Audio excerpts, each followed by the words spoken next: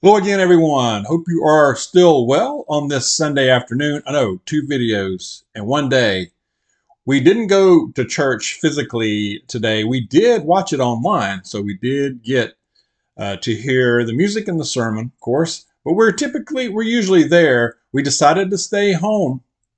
Mrs. Dawg is still recovering. She's getting her electrolytes. She's eating. She's drinking plenty of fluids. She's starting to feel better.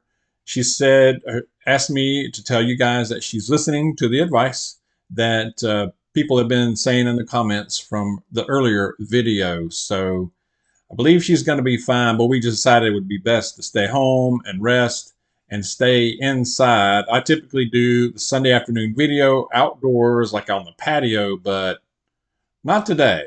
It's just too much. And we just decided to stay in the air conditioning today. It just looks hot out there. I know a lot of you guys, depending on where you are in the country, you're getting big heat waves. I saw something about out west where it's well over 100. I'm like, y'all stay safe. Try to stay cool as possible. All right. I'm going to talk about what would you do without freedom and how either we already are or may soon become. Are you willing to become an outlaw because of our beliefs? I'll also touch on what our pastor talked about today in his continuing sermon series about heaven. But first, I saw a while ago there was a little story about a recent poll, a recent survey. I saw this on the Daily Mail, which sadly I get more news or pertinent information about North America from there from a foreign source than I do American sources or just about any others. I know it's like a tabloid, but they have well written stories. But anyway, this recent survey said that almost half almost half of millennials think that misgendering a transgender person should be a criminal offense. In other words, if you refer to or call a transgender person by the incorrect pronoun, this should be considered criminal. Now, this is 25 to 34-year-olds. 44% support it being a criminal offense. 31% said no, it shouldn't be considered a criminal offense. 25% say they don't know. The real danger is, well, the real danger is the almost half, of course, but even almost as much, to me, in my opinion, danger is the 25% who say they don't know, which means when really put to it, they could go either way, you know? So that,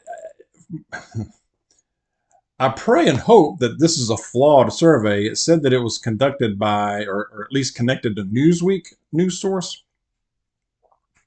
But the day is coming when we will be outlaws. We will be considered that because of our beliefs, because of our convictions, our desire to be free, our desire to be left alone simply. So I think we need to prepare for that, mostly mentally and spiritually, because of your beliefs and your faith. But imagine that. I mean, it sounds almost like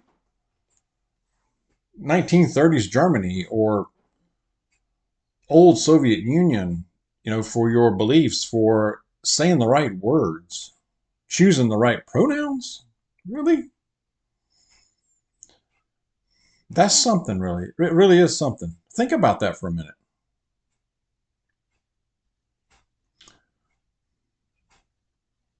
I still believe a larger percentage than we like to believe to this day would sign a petition to send you somewhere because you refuse to obey certain mandates that are violating the our rights, our Bill of Rights. What would you do? What would you do without freedom? A Canadian pastor, you probably heard about this, but faces the possibility of 10 years in prison for delivering a speech or sermon that he delivered during the trucker strike up there, the trucker blockade. Now, this happening as crime waves reek throughout North America, especially in the United States, in the big cities. Illegal drugs are actually supplied, especially in New York City, and they're saying some in Canada as well, where illegal drugs are actually not, people aren't charged for taking them. They're put in vending machines along with Narcan in New York City. We have the current occupier of the White House sniffing babies. I mean, it's upside down, isn't it? And you're going to go after a pastor. But this guy ain't backing down, and his son spoke out here recently in a EU meeting, European Union, at a conference, it looks like, talking about the loss of freedoms. And good on him for doing it as a young man.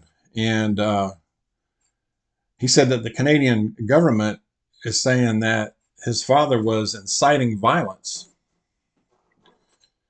And they also said that the Bible is not inclusive and it is hateful. Think about that, a government saying that. Good on that young man for speaking out. Took courage.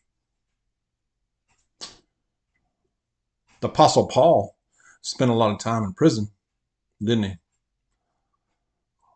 All the disciples met a pretty rough end because of their beliefs, but they stuck with it to the end. You know, we may also be considered, we may one day face jail or being arrested or something like that. You know, think about how you're going to react. That day may come during our lifetime. I mean, just for assembling, just for protesting, just for saying the wrong words, you know, that is heavy.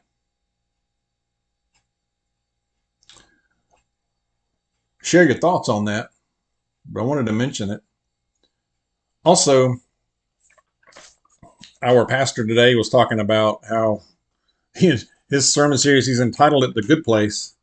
I think that was a TV show at one point, but about heaven. And he was making some points, and I'll just mention a couple things. He said that most people have their head in the sand and don't really want to talk about what it takes to get to heaven. A lot of people have the misconception that if they're just a good person, that's enough.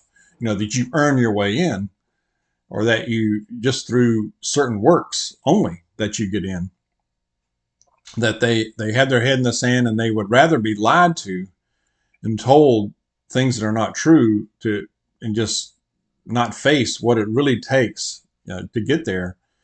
And you know, like the idea of heaven, they like the idea of heaven, but not what it means to get there. You know, it's not enough to be a good person. He did talk about how Jesus comforted the disciples, and was talking about how, you know, now abide in me, trust in me, just as you trust God, and I will be your conduit to get there. And he talked about that, and he talked about rewards in heaven, and how even if somebody, you know, for during their life were non-repentant, but if they did during their life before they die repent and accept Christ and ask for forgiveness, repent, and they can get into heaven that way, and that is very possible. So there is that. The encouraging thing is that even though we've been sinful and we've done the wrongs and have all these flaws, that we can get there by being repentant and accepting Christ, and that's the reason for the cross and the sacrifice, you know. So he was just talking about that, you know, and it was really good. And but anyway, I just wanted to share a little bit about that. Uh, share your thoughts, share what you think about that. I don't think I don't think our brains have the capability to truly imagine what it will be like, how good it will be um, when we get there. There are stories of stories of people who claim they have crossed over and died for just temporarily and come back. Uh, Even a lot of them say things to the effect of it's hard to describe in human words what they did experience, and I believe a lot of that. Now, some of them may be fibbing or whatever, but so many do talk and describe very similar things. So that's very interesting as well. So anyway, again, Mrs. Dawg is doing a little better. She appreciates the comments, the nice comments from my earlier video this morning.